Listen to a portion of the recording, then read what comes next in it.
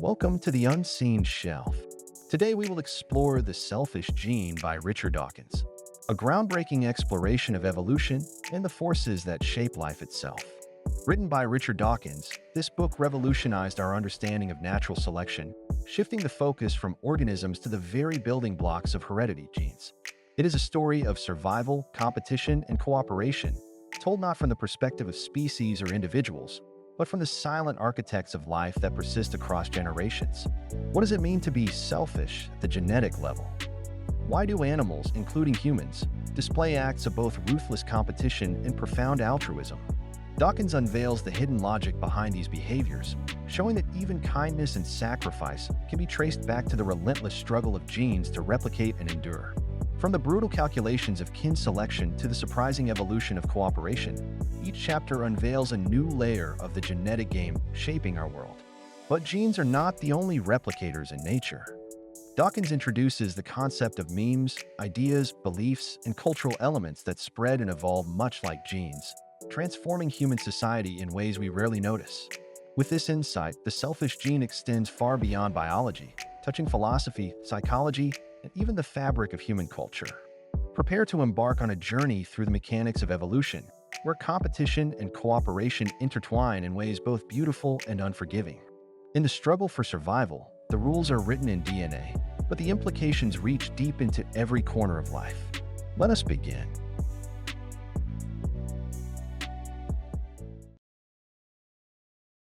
Part 1 of The Selfish Gene contains 4 chapters, and it lays the foundation for Dawkins' gene-centered view of evolution, explaining how genes, as the true units of natural selection, act as immortal replicators that shape the behavior and survival of organisms.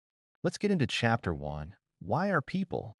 Life is an enigma, an intricate dance of survival and replication that has unfolded over billions of years. And yet, in all its complexity, there lies a single, driving question. Why do living things exist at all? Why are we here? It is tempting to believe that life has a purpose, that humans, in particular, stand apart as special, guided by meaning beyond mere survival. But nature is not designed for sentimentality. Evolution, the silent architect of existence, does not work toward an ultimate goal. It is a process, blind, relentless, and beautifully efficient. To understand life, one must look beyond individual creatures and species. The answer, as Richard Dawkins proposes, lies not in organisms but in the fundamental units of heredity, genes. These microscopic strings of information, encoded in DNA, are the true survivors of evolution. Long before the first humans walked the earth, before the first fish swam in the sea, before life as we know it took shape, there were replicators, molecules with the ability to make copies of themselves. These were the original architects of survival, and they remain so to this day. Organisms, from the tiniest bacterium to the most complex human, are merely vehicles, machines built by genes to ensure their own survival. We exist because our genes, through countless generations, have outcompeted others in the grand evolutionary race. This realization shifts the way we view the natural world. Evolution is not about the survival of individuals or even species. It is about the survival of genes. But genes do not work alone. They cooperate, forming intricate alliances within living bodies. They construct muscles to move, eyes to see, and brains to think, all in service of one ultimate goal: replication. Over time, they have fine-tuned their strategies, favoring traits that improve their chances of being passed on. It is this genetic competition, played out over eons, that has sculpted the vast diversity of life on Earth. This perspective, radical yet elegant, redefines our place in nature. We are not the pinnacle of evolution, nor are we separate from the forces that shape the rest of the living world. We are survival machines, built by genes, carrying forward a relentless genetic legacy. With this foundation laid, Dawkins invites us to journey deeper into the mechanics of evolution, not from the perspective of individuals or species, but from the silent, unseen rulers of life itself. The replicators, the selfish genes. The Replicators, Chapter 2 explores the origin of life by introducing replicators, the first molecules capable of self-copying, and explains how their competition for survival led to the evolution of increasingly complex life forms. In the beginning, the world was barren. No plants, no animals, no movement or thought. The earth was a place of swirling chemicals and raw energy, a chaotic soup of molecules drifting in primordial oceans. And then something extraordinary happened. Among these restless molecules, a special kind emerged, molecules that could make copies of themselves. These were the first replicators. They were not alive, not in any way we would recognize, yet they carried within them the essence of what life would become. With each replication, small errors, mutations occurred. Some copies were better at surviving and making more of themselves, while others perished. A process had begun, one that would drive the future of all life, natural selection. Over time, replicators that survived best found new ways to persist. They built protective shells around themselves, structures that offered stability in a world of constant change. As the oceans churned, these early replicators evolved new strategies, some bound together, forming networks of cooperative molecules. Eventually, these protective shells became more elaborate, transforming into the first primitive cells.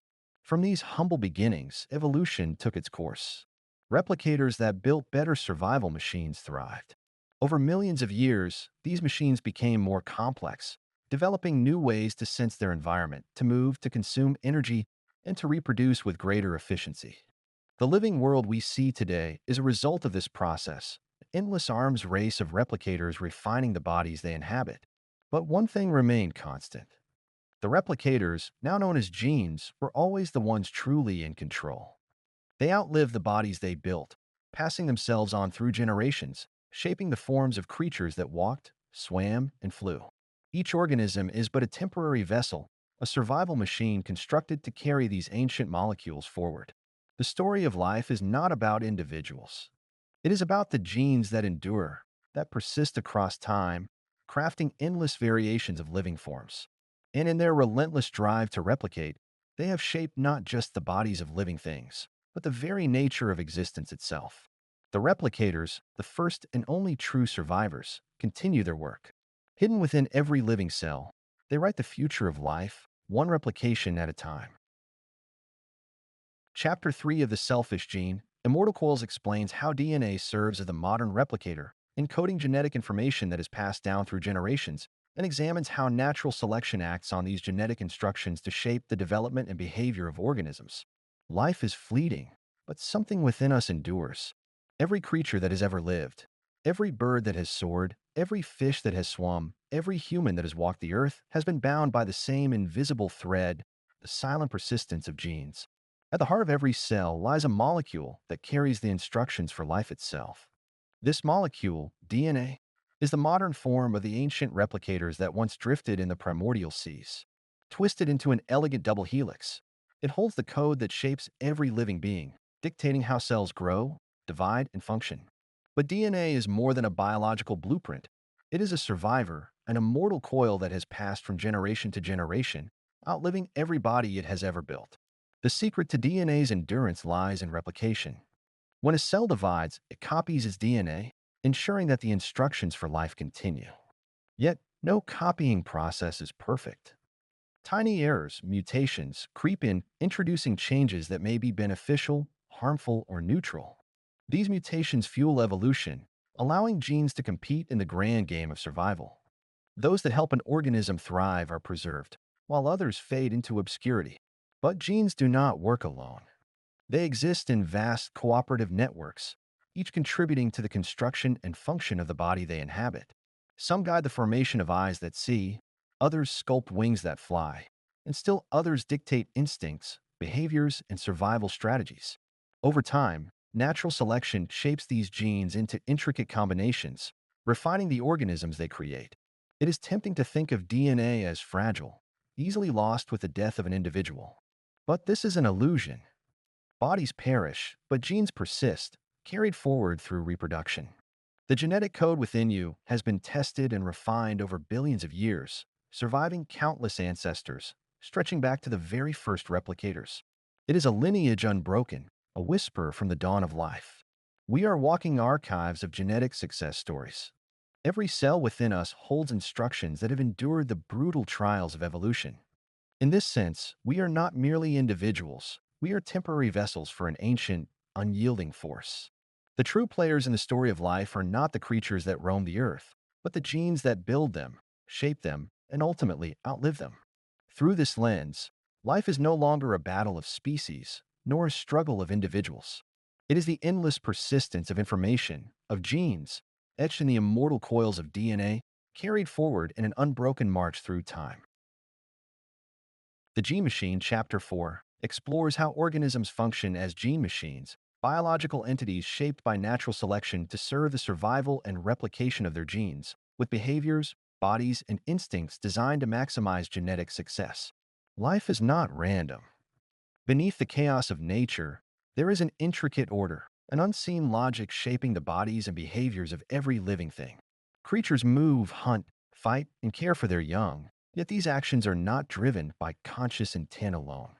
They are the results of a deeper force, a silent architect that molds instincts, bodies, and survival strategies. This force is the gene, and every organism is its machine. A bird that builds a nest, a fox that stalks its prey, a human that dreams and innovates. Each of these actions can be traced back to the influence of genes. They do not control bodies like a puppeteer pulling strings, but they do shape the machinery through which life operates. Over eons, natural selection has favored genes that build better survival machines, refining their designs to navigate the brutal competition of the natural world. Every part of an organism, its limbs, its senses, its brain, exists because at some point it conferred an advantage in the grand game of survival. The swift legs of a cheetah, the venomous bite of a snake, the calculating mind of a primate. All of these traits have been sculpted by genes that succeeded in being passed on. Those that failed to enhance survival simply disappeared, lost in the relentless sieve of evolution. But survival is not enough. Genes must replicate, ensuring their continued existence in future generations. This is why behaviors emerge, not just those that protect an individual, but those that maximize the spread of genetic material. A mother's instinct to care for her offspring, the alliances formed within social groups, the seemingly selfless acts of cooperation, all of these can be understood through the lens of genetic success. The survival machine is not just built to live, it is built to ensure the persistence of its genes. Yet, this machine is not perfect. It is a product of trial and error, of accumulated adaptations that sometimes come into conflict. A peacock's dazzling feathers attract mates, but make it an easier target for predators. A wolf's loyalty to its pack strengthens the group but may demand sacrifices from the individual. Even in humans, the complexity of emotions, culture, and reasoning are shaped by the evolutionary demands of our genetic past. Genes do not think or plan. They do not foresee the future. But through natural selection, those that enhance their own survival persist, while those that fail vanish. The machines they build, every fish, every bird, every human, are mere temporary vessels, discarded once their purpose is served. And yet, within every living thing, the silent architects remain. They persist in the cells of offspring, carried forward, rewriting themselves through time, refining their designs, crafting ever more intricate machines. The true players of life are not the organisms that move and breathe, but the genes that built them, the hidden rulers of evolution, shaping the course of existence itself. Part 2 of The Selfish Gene contains 6 chapters, which explores how genes shape behaviors such as aggression, altruism, kin selection, and cooperation, revealing that even seemingly selfless acts can be understood as strategies for maximizing genetic survival. Chapter 5 explores the role of aggression in survival, using game theory to explain how competing strategies, like fighting, fleeing, or cooperating, shape the evolution of stable behavioral patterns in nature. Let's begin Chapter 5, Aggression. Nature is a battleground. Every organism, from the smallest insect to the largest predator, must navigate a world of competition. Food is scarce, territory is limited, and mates must be won. In this relentless struggle, aggression becomes a tool, one that can mean the difference between survival and extinction. But aggression is not always the best strategy. Fighting comes with risks, wounds, exhaustion, even death. If every creature fought to the death over every resource, natural selection would favor no one. Instead, nature has shaped a delicate balance, a system where different strategies compete, adapt, and ultimately settle into equilibrium. To understand this, one must look at evolution not as a chaotic battle, but as a game won with strategies, winners, and losers. In this game, natural selection favors what biologists call an evolutionarily stable strategy, ESS, a pattern of behavior that, once established, cannot easily be overturned by alternative strategies. Imagine a world of animals competing for resources. Some individuals are hawks. They fight viciously and never back down. Others are doves. They avoid conflict, displaying aggression but retreating when the fight becomes real. At first, it might seem that hawks would always win, dominating the weak-willed doves.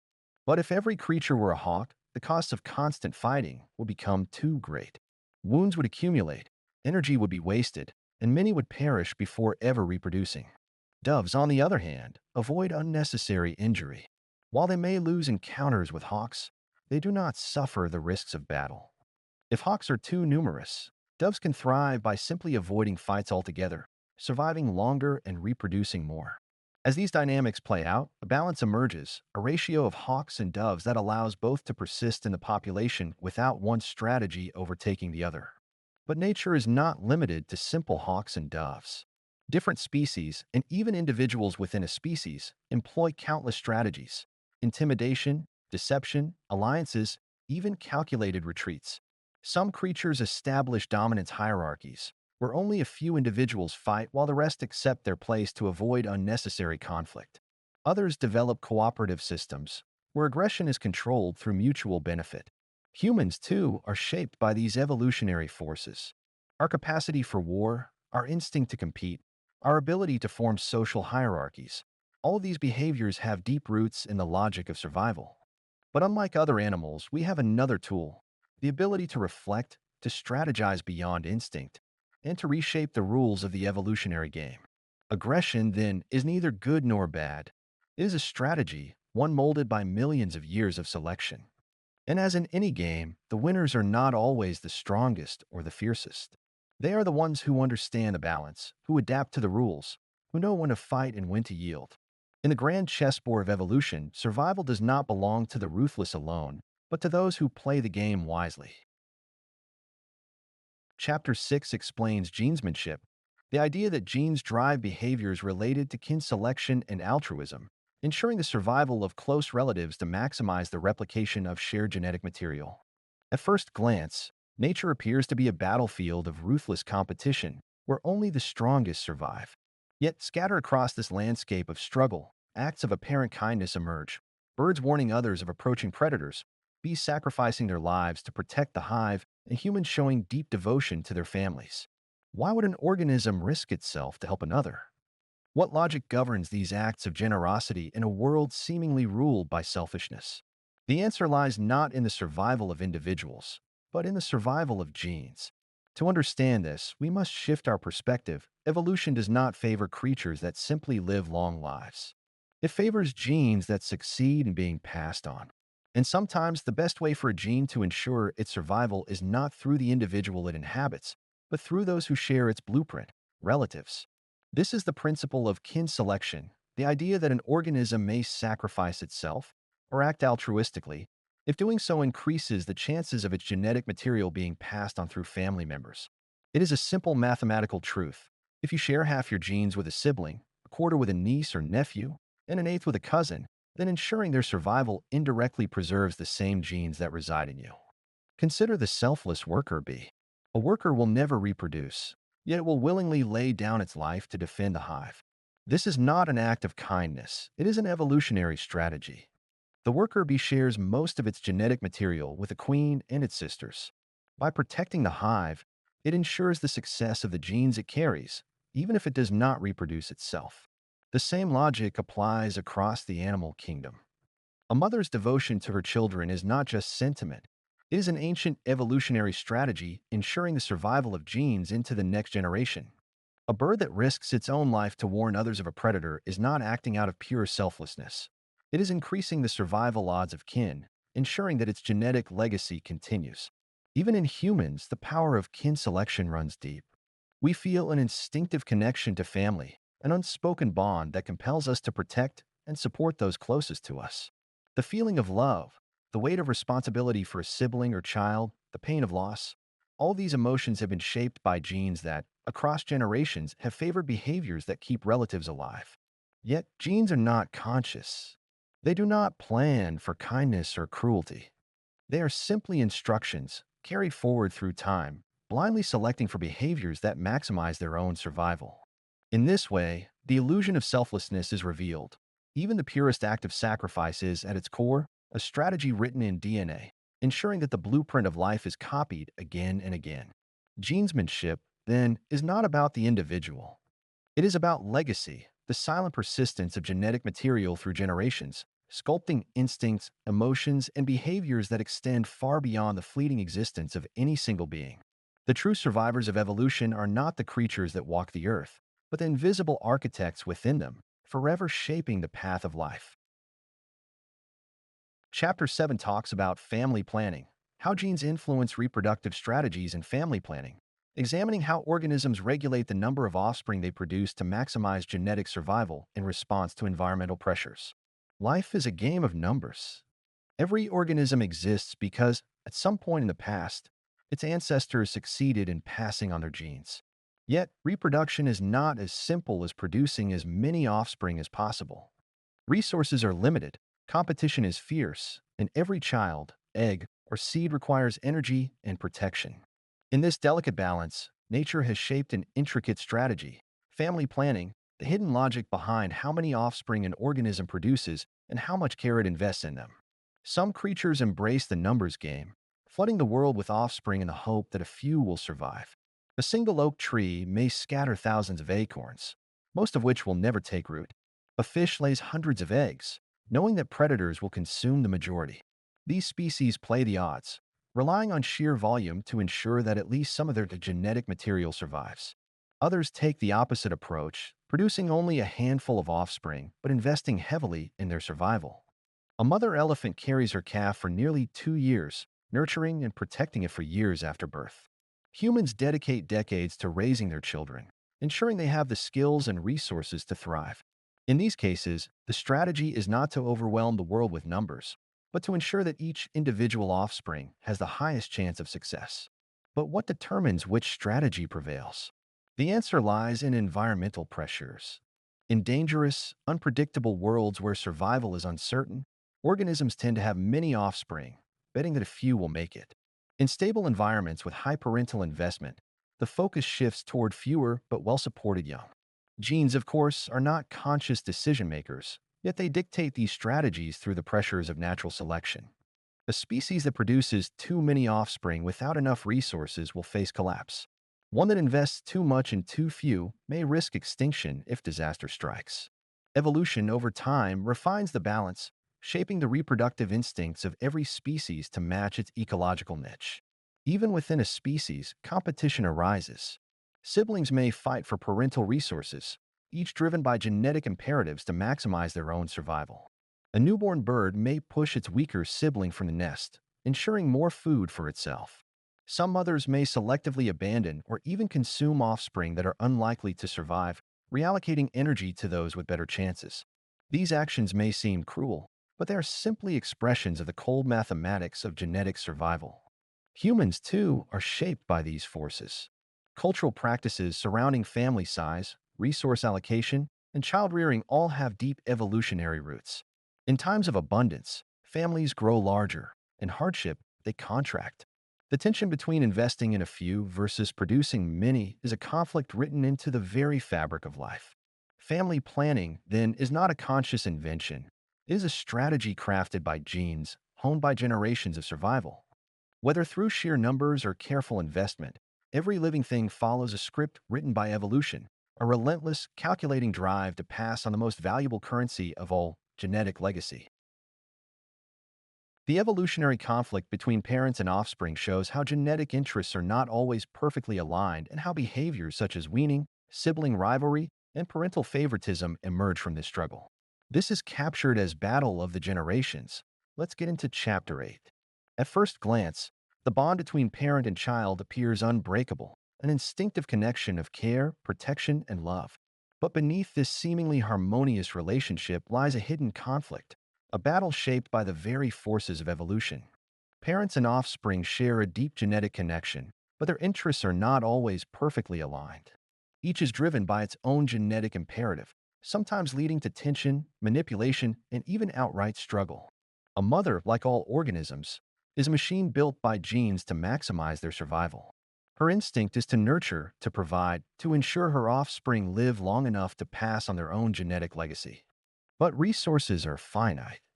Time, energy, and attention must be divided among her children, and perhaps even reserved for future offspring yet to be born. From an evolutionary standpoint, a mother must balance investment in her current young against the needs of her future genetic legacy. The child, however, sees things differently. From its perspective, it is the center of the genetic world. Half of its genes come from the mother, but the other half come from the father, meaning it does not share 100% of its genetic material with its siblings. It has a vested interest in extracting as much care, food, and protection as possible, sometimes at the expense of its brothers and sisters. This misalignment of interests creates a natural conflict. A baby cries not merely as a plea for help, but as a biological signal designed to demand attention. The louder and more persistent the cry, the greater the chance the mother will respond, even if it comes at a cost to her or her other children. In nature, some offspring go even further. Young birds may push weaker siblings out of the nest, ensuring they receive the bulk of parental resources. In mammals, a weaning infant resists its mother's attempts to stop nursing, pulling at her, crying, or even biting, a desperate attempt to extract more resources before she turns her attention elsewhere. The mother, in turn, must strike a balance. She cannot afford to endlessly indulge one offspring at the expense of others or of her own survival. Eventually, she must push back, forcing the young to become independent, to fend for themselves, to free her energy for future children. The moment of weaning, of parental withdrawal, is not just a biological transition. It is the manifestation of an age-old evolutionary tension. Even before birth, this struggle is present. In some species, developing embryos fight within the womb, competing for nutrients or even devouring weaker siblings before birth. In humans, the placenta, formed from the baby's own cells, actively draws resources from the mother's body, sometimes at great cost to her health. In extreme cases, pregnancy-related disorders arise when this genetic tug-of-war tilts too far in favor of the offspring, draining more than the mother can afford to give. And yet, despite this conflict, a balance is always found. Evolution does not favor absolute selfishness or unrelenting sacrifice. It fine-tunes the push and pull between parents and offspring to maximize genetic survival on both sides. The child fights for more. The parent holds the line. This tension, though hidden beneath the warmth of a mother's care or the persistence of a baby's cries, is the silent force shaping how life unfolds. In the end, every parent must let go, every child must become independent, and every generation must step aside for the next. The battle of the generations is not one of love versus selfishness. It is the inevitable negotiation of nature, the eternal struggle between giving and taking, written in the very fabric of life. Battle of the Sexes, which is Chapter 9, explores the evolutionary conflict between males and females, examining how differing reproductive strategies, such as mate selection, parental investment, and sexual competition, create tensions and adaptations in the battle for genetic success. Evolution is a game of survival, but it is also a game of reproduction. Every living thing exists because its ancestors successfully passed on their genes. Yet, in the grand strategy of life, males and females often play by different rules. Their interests align in one fundamental way. Both seek to reproduce, but beyond that, a deep and persistent conflict emerges. The battle of the sexes is not one of malice or intent, but a biology shaped by the very mechanics of genetic survival. At the heart of this conflict is a simple truth. Reproduction carries different costs for males and females. A female's reproductive investment is immense. Whether it is carrying an egg, nourishing an embryo, or nursing offspring, she must devote considerable energy to ensure the survival of her young. A male, by contrast, often has a far lower cost. His contribution, a single sperm, requires little effort, allowing him to pursue multiple mating opportunities with little consequence. This asymmetry drives competing strategies. Females, having more at stake, are selective. They must choose mates wisely, favoring those who display signs of strength, genetic fitness, or the ability to provide resources and protection. Males, on the other hand, maximize their reproductive success by seeking as many partners as possible, ensuring their genetic material is spread widely. The result is a natural tension. Females demand quality, while males often seek quantity. But evolution has no single rule. Different species solve this conflict in different ways. Some males develop extravagant displays, like the peacock's tail, to convince females of their superior genes. Others engage in fierce competition, fighting rivals for dominance and access to mates. In some cases, males offer gifts or resources, proving their worth through provision rather than brute force. Yet, females are not passive participants. They have their own adaptations to counter male strategies. Some species engage in cryptic female choice, where the female can internally reject sperm from undesirable mates. Others mate with multiple males, ensuring genetic diversity and driving competition even after fertilization. In some extreme cases, females manipulate males into greater parental investment, deceiving them into believing the offspring is theirs, even when it may not be. Even among humans, these evolutionary pressures leave their mark. The dynamics of attraction, competition, jealousy, and parental investment all have deep roots in the biological strategies that have played out for millions of years. Societal norms and cultural evolution shape these instincts, but the underlying forces remain a silent tug of war between selection, competition, and cooperation. The battle of the sexes is not a war in the human sense, but an ongoing negotiation between two evolutionary strategies. Males and females are locked in a constant game of adaptation and counter-adaptation, each refining their tactics over generations to maximize their own genetic success. It is this intricate dance of conflict, compromise, and coevolution that has shaped the diversity of life. In the end, despite the struggles and competing interests, life persists. The balance between male and female strategies ensures not just survival, but the endless unfolding of nature's greatest story, the passing of genes from one generation to the next. Last chapter of Part 2 explores the evolution of cooperation through reciprocal altruism, showing how seemingly selfless behaviors, such as mutual aid and fairness, can emerge when individuals benefit from repeated interactions over time. In a world shaped by competition, where survival depends on outmaneuvering rivals and securing resources, cooperation might seem like an anomaly. And yet, nature is full of it. Birds warn one another of predators, wolves hunt in packs, and even humans build societies based on trust and mutual aid. Why do individuals help others when evolution supposedly favors selfishness? The answer lies not in kindness for its own sake, but in reciprocal altruism, a strategy where cooperation arises because, in the long run, it pays.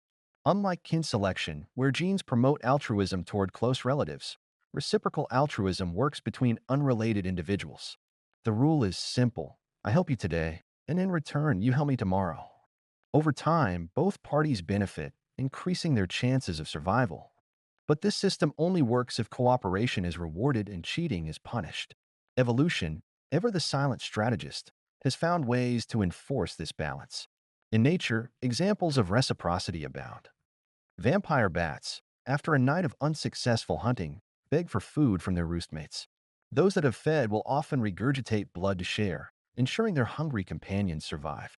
But these gifts are not given freely, they are remembered. Bats that repeatedly refuse to share will find themselves shunned in their own times of need. The same logic applies across species. A monkey may groom a companion, removing parasites and forming bonds. But if that companion never returns the favor, the relationship deteriorates. Trust, in this biological sense, is a currency earned and exchanged through repeated interactions. Those who cooperate are rewarded, while those who cheat face consequences. But cooperation comes with risks.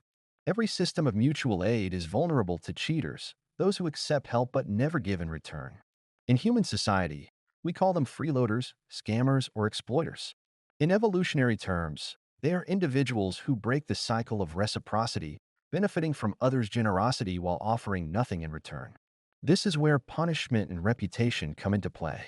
Animals and humans alike have developed ways to detect and punish cheaters. A bird that repeatedly ignores alarm calls from its flockmates may find itself abandoned when danger approaches.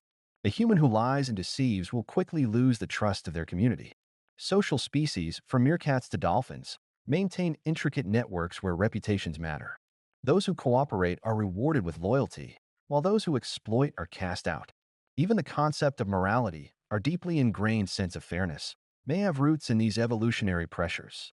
The outrage we feel when cheated, the gratitude we show for kindness, and our ability to remember and favor those who treat us well, all these emotions may have been shaped by the demands of reciprocal altruism. They are the tools that keep the system running, ensuring that cooperation remains a winning strategy. In the end, nature's lesson is clear. Selfishness may offer short-term gains, but cooperation, when structured correctly, wins in the long run. It is not kindness that drives evolution, nor blind competition alone, but the balance between trust and betrayal, between generosity and vigilance. The creatures that have mastered this delicate dance are the ones that have flourished, from the smallest bats to the most complex human civilizations. Survival is not always a solitary struggle. Sometimes the best way to win the game of life is to play it together. Part 3 is the last journey of this book.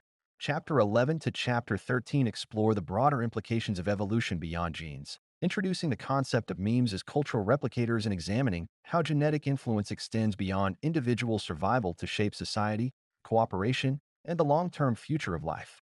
Memes, the new replicators. Chapter 11 introduces the concept of memes, units of cultural transmission that, like genes, replicate, mutate, and evolve, exploring how ideas, behaviors, and beliefs spread through societies in a process parallel to biological evolution. Evolution is not confined to the biological world. For billions of years, genes have been the architects of life, replicating, mutating, and competing for survival. But then something extraordinary happened, something that set one species apart from all the rest. Humans developed a new kind of replication, one that did not rely on DNA. A new replicator emerged, shaping the fate of civilizations, cultures, and ideas. This replicator was the meme. A meme is a unit of cultural transmission, a word, a belief, a melody, a fashion trend, a technological innovation. Like genes, memes spread from one host to another, leaping from mind to mind, competing for attention and survival. A catchy tune, once heard, lingers and repeats in the minds of those who hear it. A religious doctrine, once established, can persist for generations, passed down through stories and rituals. A revolutionary idea, once spoken, can ignite movements that reshape history. Memes, like genes, evolve. Some spread rapidly, gaining dominance, while others fade into obscurity. Just as natural selection favors genes that enhance survival, cultural evolution favors memes that are memorable, useful, or emotionally compelling. A phrase that rhymes is easier to remember and more likely to be repeated. A powerful symbol, whether a flag, a logo, or a religious icon, cements itself in collective memory. But just as genes do not spread with purpose, neither do memes. They replicate blindly, driven not by intent but by their ability to survive in human minds. Some are beneficial, scientific discoveries, medical advancements, moral principles that promote cooperation. Others are harmful, misinformation, destructive ideologies, false beliefs that persist despite evidence. A meme's success is not based on truth, but on its ability to spread. Memes also mutate. A story, passed from person to person, changes with each retelling, just as genes mutate over generations. Superstitions evolve, blending with new cultures. Languages shift, shaped by the needs of those who speak them. Technology advances, building upon past innovations. The cultural landscape is an ecosystem of competing memes, each vying for dominance, shaping the way humans think, act, and organize their societies. If genes built the biological world, memes built the world of ideas. They dictate how we live, what we value, and even how we understand ourselves. They have enabled humans to achieve what no other species has, a form of evolution that moves faster than biology, shaping the world not over millions of years, but in a single lifetime. And yet, just as genes act selfishly, so too do memes.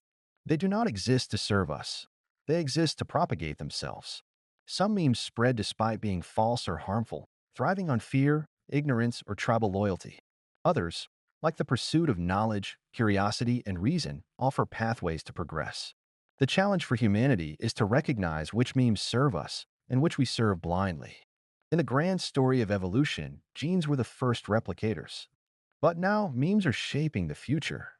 They dictate what we believe, how we act, and what kind of world we create. The question is no longer just about which genes will survive, but which ideas will endure, shaping the minds of generations to come. Nice guys finish first. Chapter 12 explores how cooperation can evolve through strategies like the tit-for-tat approach in game theory, demonstrating that reciprocal altruism and fairness can be stable evolutionary strategies in both nature and human society. For centuries, human wisdom has warned that kindness is a weakness, that the world belongs to the ruthless, that only the strong survive. And yet, time and again, cooperation proves to be a powerful force, one that not only survives but thrives in nature. From alliances among animals to the foundations of human society, a simple truth emerges. Sometimes being nice is the best strategy for survival. But how can this be? If evolution favors the selfish, why would cooperation ever emerge? The answer lies in strategy, in the unseen rules of survival that govern both nature and human interaction. Game theory, the mathematical study of decision-making, offers a surprising insight. Under the right conditions, kindness is not only beneficial, it is the most effective way to win. Imagine a world where individuals interact repeatedly, deciding whether to cooperate or betray one another. A lone cheater, exploiting those around it, may prosper in the short term. But if betrayal becomes widespread, trust erodes, and the entire system collapses. If cooperation, however, is rewarded, individuals who work together will outcompete those who act selfishly. In the famous prisoner's dilemma, two individuals must decide whether to cooperate or betray each other. If both betray, they suffer. If one betrays while the other cooperates, the betrayer wins big while the other loses. But if both cooperate, they both gain, a result that, over time, leads to greater stability and success. Among the many strategies tested in simulations of this dilemma, one stands out: tit for tat. The rule is simple: cooperate first, then copy whatever your opponent did in the previous round. If they cooperate, you continue cooperating.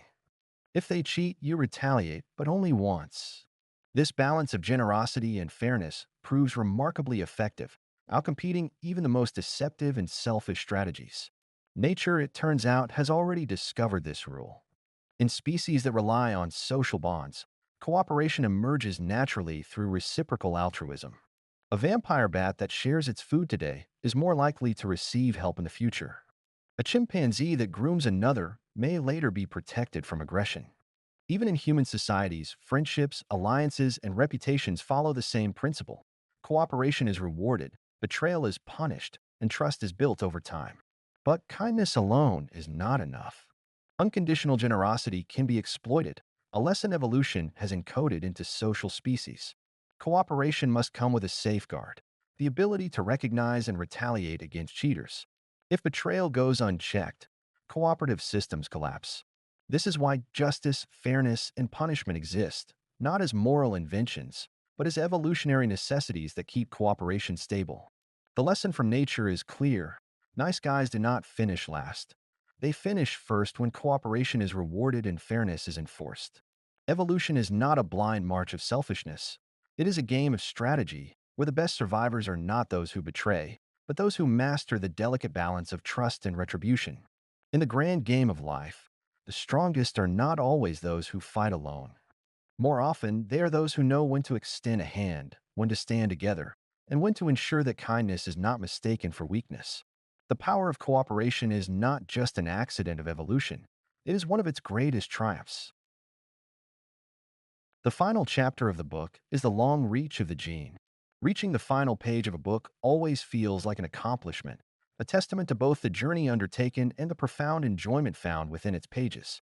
Let's get into the last journey. Life is a chain stretching across time, an unbroken thread that has endured for billions of years. From the first molecules that learned to copy themselves to the complexity of human thought, the forces of evolution have shaped the living world with one driving principle: survival through replication. And at the heart of it all, hidden beneath the surface of organisms, behaviors, and even cultures, lies the true master of evolution, the gene. Genes do not think, feel, or plan, yet they have shaped everything we see around us. They are the silent architects behind the bodies of creatures that hunt, run, fly, and dream. They build machines, machines like us, to carry them forward into the future. But their influence does not end at the boundaries of the physical body. Genes reach beyond skin and bone, beyond survival and reproduction, beyond even biology itself. Through behaviors shaped by genetic selection, organisms extend their influence into the world. A beaver's dam is not part of its body, yet it is an extension of its genes, crafted to enhance survival. A spider's web, a bird's nest, even the human-built cities stretching toward the sky. All of these are products of genes reaching beyond the physical form shaping the environment to better ensure their persistence. And then there are memes, the second great replicator, the child of the gene but independent in its own right. Unlike DNA, memes do not spread through bloodlines, but through minds.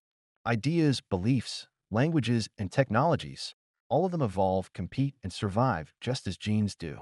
In this way, the human experience is more than a biological struggle. It is also a battle of ideas, of cultures, of knowledge passed down through generations, refining itself just as genetic code once did in ancient seas. This realization changes the way we see ourselves. We are not just individuals, living brief lives before vanishing into history. We are part of something far greater, an unbroken lineage of genetic and mimetic evolution. The choices we make, the ideas we spread, the knowledge we create, these are all part of the long reach of the gene, extending its influence into the unknown future. So what does this mean for us? If we are survival machines, if our behaviors and cultures are shaped by replication and competition, do we have any say in our own destiny?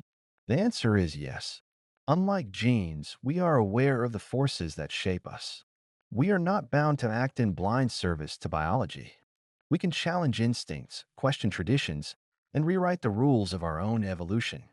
The selfish gene is not our master. It is simply the foundation upon which we stand. And standing here with a knowledge of where we came from, we have the power to decide where we go next. The story of life is still being written, and for the first time, we hold the pen.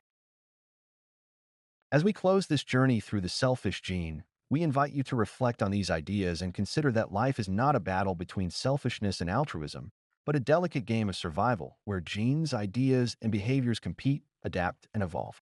Understanding this gives us the power to rise above mere replication, to shape our own future, not as passive vessels of biology, but as conscious architects of what comes next. Thank you for your time and thoughtful engagement. If you have any reflections, insights, or topics you'd like to explore further, we'd love to hear from you. We look forward to seeing you again for our next book discussion. If you enjoyed this content, your support through a subscription and a like is truly appreciated. We will see you soon with the next book.